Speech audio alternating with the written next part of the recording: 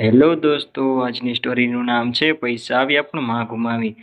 વિડીયોની શરૂઆત કરતા પહેલા જો તમે મારી ચેનલ પર નવા હોય તો લાઈક અને સબસ્ક્રાઇબ કરી દેજો, જેથી કરીને આવા વિડીયો મળતા રહે. ગુજરાતના એક નાનકડા ગામમાં કાવરીબેન નામની ગરીબ માં રહેતી હતી. તેના જીવનમાં એક જ સહારો હતો, તેનો દીકરો હર્ષ. હર્ષ જ્યારે નાનો હતો ત્યારે જ તેના પિતાનું અવસાન થઈ ગયું. તે દિવસથી કાવરીબેન એકલા જ દીકરાને ઉછેરવાનો સંકલ્પ કર્યો. ત્યારથી કાવરીબેન એકલી જ દીકરાને ઉછેરી રહી હતી. તે સવારે વહેલી ઉઠતી, લોકોના ઘરમાં વાસણ ધોતી, ખેતરોમાં મજૂરી કરતી અને સાંજે કપડાં સીવતી. તે બધું માત્ર એક જ કારણ માટે કરતી. ગુજરાતના એક નાનકડા ગામમાં કાવરીબેન નામની એક ગરીબ માં રહેતી હતી. તેનું ઘર માટીનું હતું. છત પર જૂના ટીનના પાટિયા. શિક્ષકો પણ કહેતા, આ છોકરો એક દિવસ બહુ મોટું નામ કરશે. એક દિવસ હર્ષ સ્કૂલથી ઘરે આવ્યો. તે થોડો શાંત હતો. કાવરીબેને પૂછ્યું, શું થયું બેટા? હર્ષ ધીમેથી બોલ્યો, માં, બધા મિત્રો પાસે નવા કપડાં છે, મારી પાસે નથી. કાવરીબેન થોડું ચૂપ રહી. તેના પાસે પૈસા નહોતા, પણ દીકરાની આંખોમાં ઉદાસી જોઈને બોલી, બેટા, કાલે લઈ આવીશ. એ રાત્રે કાવરીબેને ઊંઘ જ આવી નહીં. બીજા દિવસે તેણે પોતાના લગ્નના સમયમાં મળેલી એક માત્ર સોનાની નાકની વળી વેચી દીધી. તે પૈસાથી હર્ષ માટે નવા કપડાં લઈને આવી. હર્ષ ખુશ થઈ ગયો. એને ખબર ન હતી કે તેની ખુશી માટે તેની માએ શું ગુમાવ્યું છે. કાવરીબેન ફક્ત હસીને બોલી, બેટા, તું ખુશ છે ને? બસ એટલું જ મારા માટે પૂરતું છે. સમય પસાર થતો ગયો. હર્ષ મોટો થતો ગયો. તેના સપનાઓ પણ મોટા થતા ગયા. પણ તેને ખબર ન હતી કે એક દિવસ આવી જશે જ્યારે તે પાસે બધું હશે, પણ તેની માં નહીં હોય. સમય ધીમે ધીમે પસાર થતો ગયો. હર્ષ હવે ધોરણ 12માં હતો. તે હંમેશા સ્કૂલમાં પ્રથમ આવતો અને શિક્ષકોનો લાડકો હતો. એક દિવસ સ્કૂલમાં પરિણામ આવ્યું. હર્ષ આખા જિલ્લામાં પ્રથમ આવ્યો. ગામમાં ખુશીનો માહોલ છવાઈ ગયો. લોકો કાવરીબેનને અભિનંદન આપવા આવ્યા. એક શિક્ષકે કાવરીબેનને કહ્યું, તમારો દીકરો બહુ તેજ છે, તેને શહેરમાં મોકલો, તે ઘણું આગળ જઈ શકે. આ સાંભળીને કાવરીબેન ગર્વથી ભરાઈ ગઈ, પણ સાથે ચિંતા પણ થઈ. શહેરમાં ભણાવવા માટે પૈસા ક્યાંથી આવશે? પણ કાવરીબેને નક્કી કર્યું, પૈસા કંઈ પણ થાય, પણ દીકરાનું ભવિષ્ય નહીં અટકાવવું. થોડા દિવસ પછી તેણે પોતાનું નાનું ઘર ગીરવે મૂકી દીધું. એ પૈસાથી હર્ષને શહેરમાં કોલેજમાં દાખલ કરાવ્યો.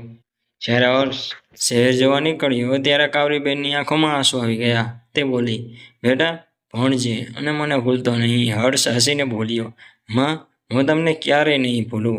અને તે શહેર તરફ નીકળી ગયો. શહેરનું જીવન સંપૂર્ણ અલગ હતું.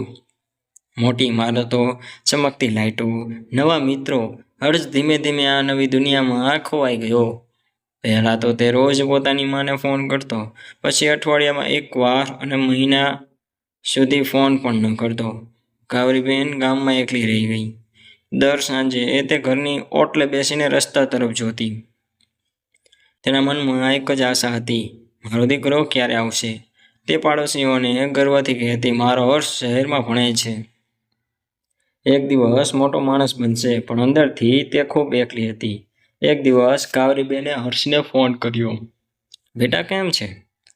હર્ષ થોડો વ્યસ્ત અવાજમાં બોલ્યો, હું સારું છું માં, થોડું કામ છે, પછી વાત કરું, અને ફોન કાપી દીધો. કાવરીબેન થોડા સમય સુધી ફોનને જોતી રહી. તેની આંખોમાંથી આંસુ ટપકવા લાગ્યા. શહેરમાં હર્ષ હવે બદલાઈ ગયો હતો. તેને પૈસા, સ્ટાઇલ અને નવા મિત્રો ગમવા લાગ્યા હતા. અને ધીમે ધીમે તે પોતાની માંથી દૂર થતો ગયો. સમય સાથે હર્ષનું જીવન સંપૂર્ણ બદલાઈ ગયું. કોલેજ પૂરી થયા પછી તેને શહેરમાં એક મોટી કંપનીમાં નોકરી મળી ગઈ. પહેલી સેલેરી હાથમાં આવી ત્યારે તે ખૂબ ખુશ થયો. તેને યાદ આવ્યું કે એક વખત તેની માં કહેતી હતી, બેટા, જ્યારે તું કમાશ તો મને ફક્ત એટલું જ આપજે કે હું ખુશ થઈ જાઉં. હર્ષે વિચાર્યું, આવતા મહિને ગામ જઈને માને મળું. પણ કામની વ્યસ્તતા અને શહેરના જીવનમાં તે વિચાર ધીમે ધીમે ભૂંસાઈ ગયો. હર્ષ હવે સારા પૈસા કમાવા લાગ્યો હતો. મોટું ફ્લેટ, મોંઘા કપડાં, નવા મિત્રો. તેનું જીવન હવે સંપૂર્ણ શહેર બની ગયું હતું. તેના મિત્રો ઘણીવાર કહેતા, હર્ષ, તું તો હવે મોટા લોકોમાં આવી ગયો છે. આ વાત સાંભળીને હર્ષ અંદર થોડાક અહંકાર પણ આવી ગયો. એક દિવસ કાવરીબેને ફરીથી ફોન કર્યો. બેટા, તું ક્યારે આવશે? ઘણા દિવસ થઈ ગયા. હર્ષ થોડી ચીડ સાથે બોલ્યો. માં, મને કામ છે, હું ફ્રી નથી.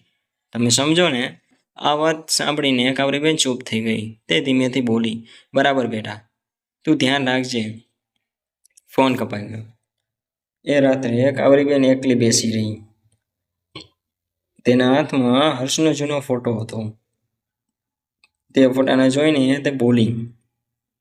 મારો નાનો હર્ષ ક્યાં ખોવાઈ ગયો? તેની આંખોમાંથી આંસુ વહેતા રહ્યા. બીજી તરફ શહેરમાં હર્ષ પાર્ટીમાં વ્યસ્ત હતો. મિત્રો સાથે હસતો, નાચતો, અને તેને ખબર નહોતી કે ગામમાં તેની માં એકલી રડી રહી છે. થોડા સમય પછી કાવરીબેનની તબિયત ખરાબ થવા લાગી. ઉંમર વધી રહી હતી. શરીર નબળું પડી ગયું હતું. પાડોશીએ કહ્યું, તમારા દીકરાને બોલાવો. કાવરીબેન બોલી. ના, તે વ્યસ્ત હશે, તેને તકલીફ ના આપો. પણ અંદરથી તે એક ઈચ્છા રાખતી હતી. એકવાર મારો દીકરો આવે ને મને મળી જાય. હર્ષ હવે સંપૂર્ણ રીતે બદલાઈ ગયો. પૈસા આવ્યા હતા, પણ સંબંધો તૂટવા લાગ્યા હતા. ગામમાં કાવરીબેનની તબિયત હવે ખૂબ જ ખરાબ થઈ ગઈ હતી. તે પહેલા જેવી ચાલતી પણ ન હતી. પાડોશીઓને તેને ખાવાનું આપી જતા અને તેની સંભાળ રાખતા. પણ કાવરીબેન ની આંખોમાં એક જ રાહ હતી. હર્ષ આવશે, એક દિવસ જરૂર આવશે. એક દિવસ પાડોશીએ હર્ષને ફોન કર્યો. હર્ષ, તારી માં બહુ બીમાર છે, શક્ય હોય તો તરત આવી જા. હર્ષ ઓફિસમાં હતો. તે થોડો ચિંતિત થયો, પણ પછી બોલ્યો, હું થોડા દિવસોમાં આવું છું. પણ ફરીથી કામમાં વ્યસ્ત થઈ ગયો. થોડા દિવસ પછી રાત્રે ફરી ફોન આવ્યો. આ વખતે અવાજ ગંભીર હતો. હર્ષ, જલ્દી આવી જા. હર્ષનું દિલ ધડકવા લાગ્યું. તે તરત જ ગામ તરફ નીકળી ગયો. લાંબા સમય સુધી હર્ષ પોતાના ઘરના દરવાજા પાસે ઊભો હતો. ઘરના બહાર ઘણા લોકો ઊભા હતા. તેનું દિલ ગભરાઈ ગયું. તે દોડીને અંદર ગયો. કાવરીબેન પથારી પર શાંતિથી પડી હતી. તેની આંખો બંધ હતી અને હવે ક્યારે નહીં ખુલે. હર્ષના પગ નીચેથી જમીન સરકી ગઈ. તે પોતાની મા પાસે બેસી ગયો અને જોરથી રડવા લાગ્યો. માં, હું આવી ગયો, એક વખત આંખ ખોલો.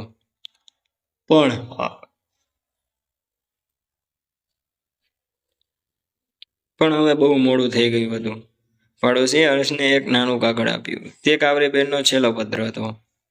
હર્ષ કાપતા હાથોથી પત્ર ખોલે છે. પત્રમાં લખેલું હતું, હવે હર્ષ, મને ખબર છે તું વ્યસ્ત હશે. હું તને ક્યારે તકલીફ નથી આપી. મારી એક જ ઈચ્છા હતી કે તું એકવાર આવીને મને મળી જા.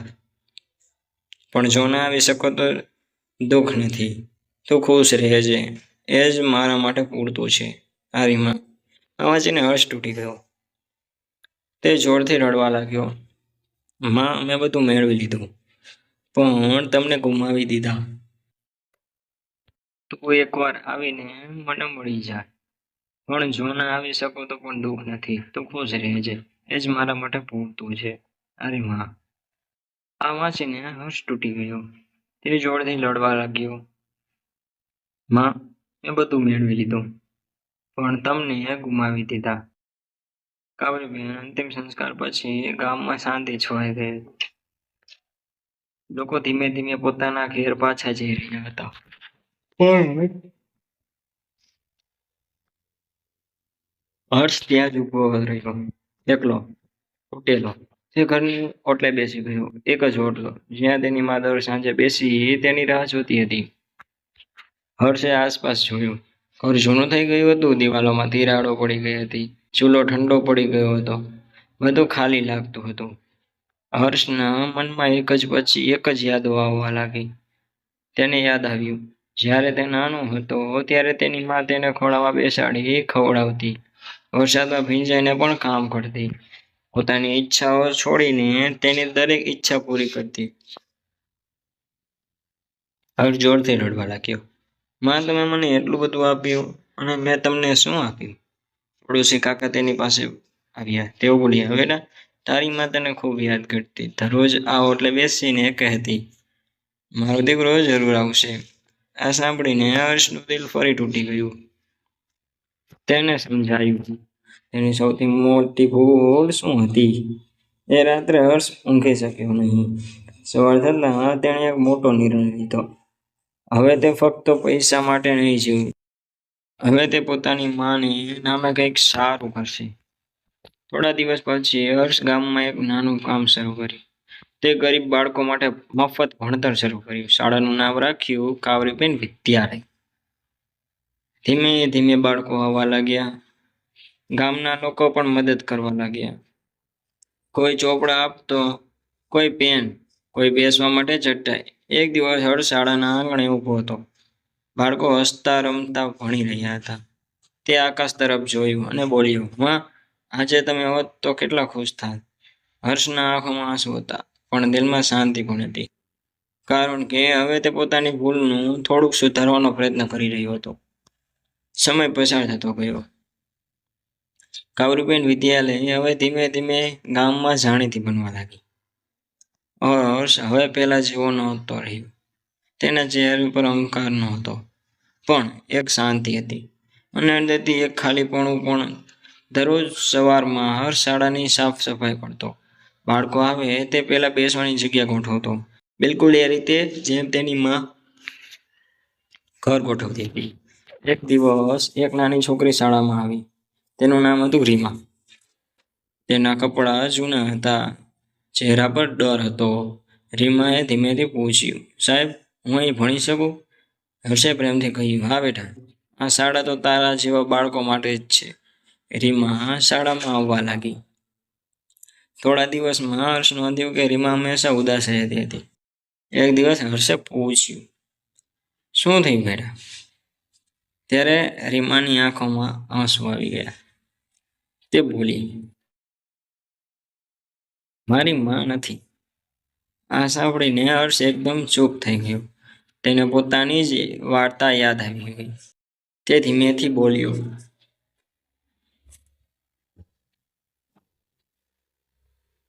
મારી પણ માં નથી. તે દિવસથી હર્ષ અને રીમા વચ્ચે એક ખાસ જોડાણ બની ગયું. હર્ષ હવે રીમામાં પોતાની જાતને જોતો હતો અને રીમા હર્ષમાં એક સહારો જોવા લાગી. એક દિવસ રીમા શાળામાં આવી નહીં. હર્ષને ચિંતા થઈ. તે તેની ઝૂંપડી સુધી ગયો. ત્યાં તેણે જોયું કે રીમાનો પિતા બીમાર પડ્યો હતો અને ઘરમાં ખાવાનું પણ નહોતું. હર્ષ તરત જ દવા અને ખાવાનું લઈ આવ્યો. તે રીમાના પિતાને હોસ્પિટલે ગયો. તે ક્ષણે હર્ષને સમજાયું, જેમ તેની માં તેના માટે લડી રહી હતી, હવે તેના બીજાઓ માટે જીવવું છે. તે દિવસ પછી હર્ષે નક્કી કર્યું તે ફક્ત શાળા નહીં ચલાવશે, પણ ગામના દરેક ગરીબ માણસોની મદદ કરશે. હર્ષ હવે લોકો માટે આશાનો કિરણ બની ગયો હતો. પણ તેની અંદર એક જ પીડા હજી પણ હતી. કાશ મેં મારી માં માટે થોડોક સમય કાઢ્યો હોત. સમય સાથે કાવરીબેન વિદ્યાલય હવે માત્ર એક નાની શાળા રહી નહોતી. તે આખા ગામ માટે આશાનો દીવો બની ગઈ. પાસના ગામોમાંથી પણ બાળકો આવવા લાગ્યા.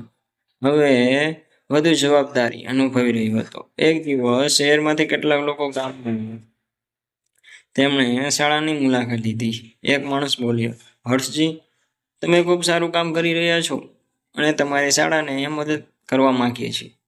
હર્ષને ખુશી પણ થઈ, પણ અંદરથી થોડો સંકોચ પણ થયો. થોડા દિવસ પછી તેમણે હર્ષને શહેરમાં બોલ્યા. તેમણે કહ્યું, જો તમે અમારી સાથે જોડાશો તો અમે તમારી શાળાને મોટી બનાવી શકીએ. તમને ફરી શહેરમાં રહેવું પડશે. રાત્રે હર્ષ ઊંઘી શક્યો નહીં. તે ઘરની ઓટલે બેસી ગયો. એ જ જગ્યા જ્યાં તેની માં બેસતી હતી. તે ધીમેથી બોલ્યો, માં, હું શું કરું? તે સમયે પવન હળવેથી વહી રહ્યો હતો અને એવું લાગ્યું કે કોઈ અવાજ કરી રહ્યો હોય. જે સાચું લાગે કે કર બેટા. બીજા દિવસે હર્ષ નિર્ણય લીધો. તે શહેર જશે, પણ ફક્ત પૈસા માટે નહીં, વધુ લોકોને મદદ કરવા માટે. હર્ષ શહેર ગયો. તે લોકો સાથે જોડાયા અને થોડા મહિનામાં કાવરીબેન વિદ્યાલય હવે એક મોટી સંસ્થા બની ગઈ. પણ આ સફળતા વચ્ચે એક દિવસ એવું બન્યું કે હર્ષને ફરી એક કઠિન પરિસ્થિતિનો સામનો કરવો પડ્યો. શહેરમાં કાવરીબેન વિદ્યાલય હવે એક મોટી સંસ્થા બની ગઈ હતી. હર્ષ હવે ઘણા બાળકોનો ભવિષ્ય સાથે જોડાયો હતો. લોકો તેની પ્રશંસા કરતા. સમાચાર પત્રોમાં તેના વિશે લખાતું હતું. પણ આ બધામાં પણ હર્ષના દિલમાં એક જ ખાલી જગ્યા હતી, માની ખોટ. એક દિવસ હર્ષને એક અનાથ આશ્રમમાંથી ફોન આવ્યો. સાહેબ, અહીં એક વૃદ્ધ સ્ત્રી છે. તે તમારી સાથે મળવા માંગે છે. હર્ષને આશ્ચર્ય થયું. તે તરત જ અનાથ આશ્રમ પહોંચ્યો. ત્યાં એક વૃદ્ધમાં ખુરશી બેઠી હતી. તેની આંખો નબળી હતી, પણ તેમાં એક અજાણી ચમક હતી. હર્ષ તેની પાસે ગયો. તે સ્ત્રીએ ધીમેથી તેનો હાથ પકડી લીધો અને કહ્યું, બેટા, તું આવી ગયો? હર્ષ થોડી ક્ષણ માટે અટકી ગયો. તેને પોતાની માં યાદ આવી ગઈ. તેની આંખોમાં આંસુ આવી ગયા. તે સ્ત્રીએ કહ્યું, મારો દીકરો મને અહીં મૂકી ગયો અને ક્યારેય પાછો આવ્યો નહીં. આ સાંભળીને હર્ષનું દિલ કાંપી ઉઠ્યું. તેને લાગ્યું, આ તો એ જ વાત છે જે મારી માં સાથે કરી હતી. તે દિવસથી હર્ષ રોજ તે વૃદ્ધ માં પાસે જોવા લાગ્યો. તેને ખવડાવતો, તેની સાથે વાત કરતો. ધીમે ધીમે તેમાં હર્ષને પોતાના દીકરા જેવી લાગવા લાગી. એક દિવસ તે સ્ત્રી બીમાર પડી. હર્ષ તેની બાજુમાં બેઠો હતો. તે બોલી, બેટા, આજે તું છે એટલે જ પૂરતું છે. હર્ષ રડી પડ્યો. તે બોલ્યો, માં, હવે હું તમને ક્યારેય એકલા નહીં છોડું. થોડા દિવસ પછી તે વૃદ્ધ સ્ત્રી શાંતિથી દુનિયા છોડીને ચાલી ગઈ. હર્ષ ફરી એકવાર તૂટી ગયો. પણ આ વખતે તેને એક શાંતિ પણ હતી. આ વખતે તેણે એક માને એકલી નથી છોડી. તે દિવસે હર્ષે નક્કી કર્યું, હવે તે ફક્ત બાળકો માટે નહીં, પણ વૃદ્ધ માતા પિતાઓ માટે પણ કામ કરશે. અને ત્યાંથી શરૂ થયો એક નવો અધ્યાય. વૃદ્ધ સ્ત્રીના મૃત્યુ પછી હર્ષનું જીવન ફરી એકવાર બદલાઈ ગયું. આ વખતે માત્ર દુઃખમાં ડૂબ્યો નહીં, પણ તેણે તે દુઃખને એક મિશનમાં બદલી નાખ્યું. હર્ષે નક્કી કર્યું, હવે કોઈ પણ માં એકલી નહીં રહે. કઈ વૃદ્ધ માતા પિતાને તેમના બાળકો છોડી નહીં જાય. થોડા મહિનામાં હર્ષે એક નવું કામ શરૂ કર્યું. કાવરીબેન વૃદ્ધાશ્રમ. આશ્રમમાં તે એક એવા વૃદ્ધ લોકો માટે જગ્યા બનાવી જેને તેમના પોતાના બાળકો એકલા છોડી ગયા હતા. ધીમે ધીમે ઘણા વૃદ્ધ લોકો ત્યાં આવવા લાગ્યા. કોઈની આંખોમાં દુઃખ હતું, કોઈના દિલમાં એકલતા. પણ હર્ષે તેમને પ્રેમ આપતો, તેમની સાથે બેસીને વાત કરતો, તેમને ખવડાવતો, તેમને હસાવતો. એક દિવસ એક વૃદ્ધ માં હર્ષને બોલી, બેટા, તું અમારો સાચો દીકરો છે. આ સાંભળીને હર્ષની આંખોમાં આંસુ આવી ગયા. તે બોલ્યો, હું મારા માટે નહીં, મારી માં માટે આ બધું કરી રહ્યો છું. હવે હર્ષ પાસે પૈસા પણ હતા, સન્માન પણ હતું, પણ આ વખતે તેની પાસે એક બીજી વસ્તુ પણ હતી, અંદરની શાંતિ. દર વર્ષ હર્ષ પોતાની માના જન્મદિવસે ગામે જતો. તે જ ઓટલે બેસતો અને ધીમેથી બોલતો, માં, આજે હું ખુશ છું, કારણ કે હું કોઈને એકલા નથી છોડતો. પવન હળવેથી વહી રહ્યો હતો અને એવું લાગતું હતું કે ગંગાબેનનો આશીર્વાદ હંમેશા તેની સાથે છે. મને ગુમાવી પછી મળેલી સફળતા ક્યારે સંપૂર્ણ નથી હોતી.